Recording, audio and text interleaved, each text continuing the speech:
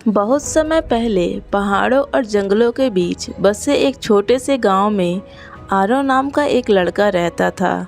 आरव बहुत सीधा और अच्छा बच्चा था। वह सबकी मदद करता था, लेकिन उसमें एक बड़ी कमजोरी थी। उसे हर चीज़ से डर लगता था। अंधेरा देखते ही वह घबरा जाता, ऊंची आवाज़ सुनते ही छिप जाता। स्कूल में टीचर अगर सवाल पूछ ले तो उसकी आवाज़ तक नहीं निकलती थी।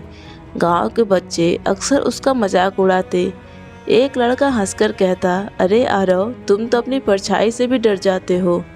सारे बच्चे हंसने लगते हैं। आरव बाहर से मुस्कुरा देता, लेकिन अंदर ही अंदर उसे बहुत बुरा लगता।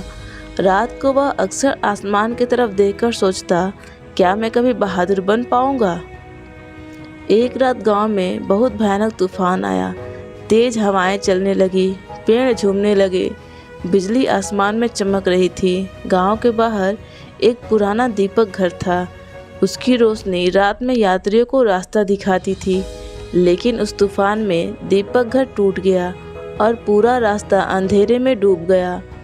अगले दिन गांव में चिंता फैल गई। गांव के मुखिया ने कहा, अगर आज रात दीपक नहीं जला तो जंगल से आने वाले लोग रास्ता भटक जाएंगे। लेकिन समस्या ये थी कि दीपक घर जंगल के बीच था और उस जंगल को लोग अंधेरा जंगल कहते थे, क्योंकि रात में वहाँ अजीब आवाज़ें आती थी। कोई भी वहाँ जाने को तैयार नहीं था। सब डर गए। मुखिया ने पूछा, कौन जाएगा दीपक जलाने। पूरा गांव शांत हो गया। किसी ने नज़रें नीचे कर ली, किसी ने बहाना बना दिया। तभी पीछे खड़ा छोटा आरव सब सुन रहा था।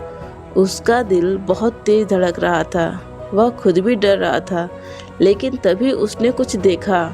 बूढ़ा यात्री अपने छोटे बच्चे के साथ गांव के बाहर खड़ा था।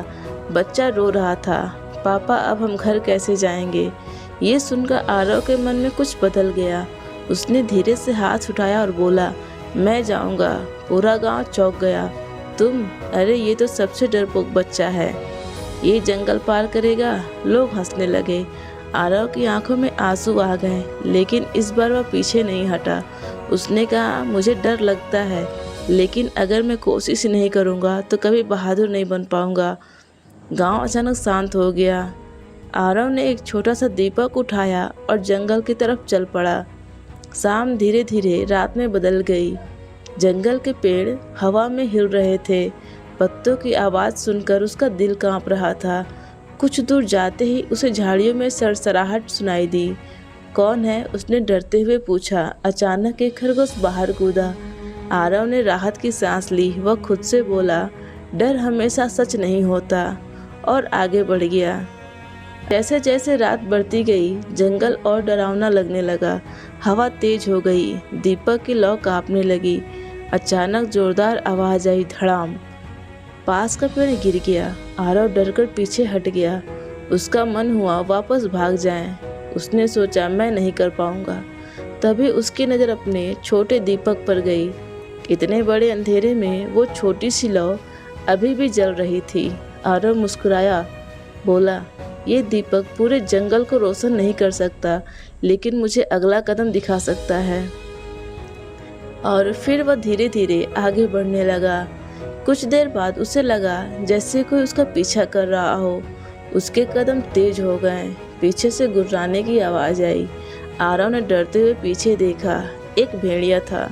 आरव का शरीर कांपने लगा। वह भागने ही वाला था, लेकिन तभी उसे अपने दादाजी की बात याद आई। डर के समय दिमाग बंद मत करो। आरव ने आसपास देखा।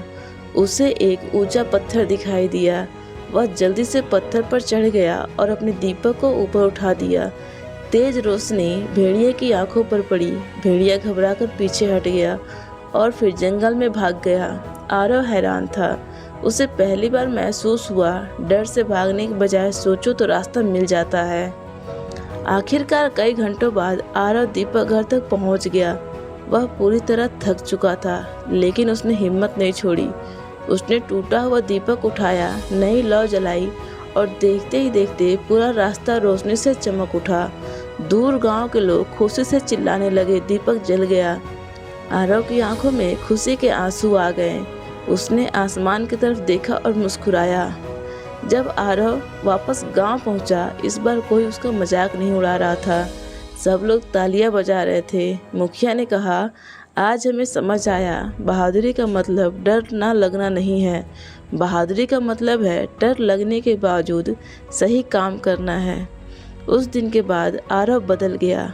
अब उसे कभी डर लगता था, लेकिन अब वह डर के कारण रुकता नहीं था और धीरे धीरे वही डरपोक लड़का पूरे गांव के लिए प्रेरणा बन गया।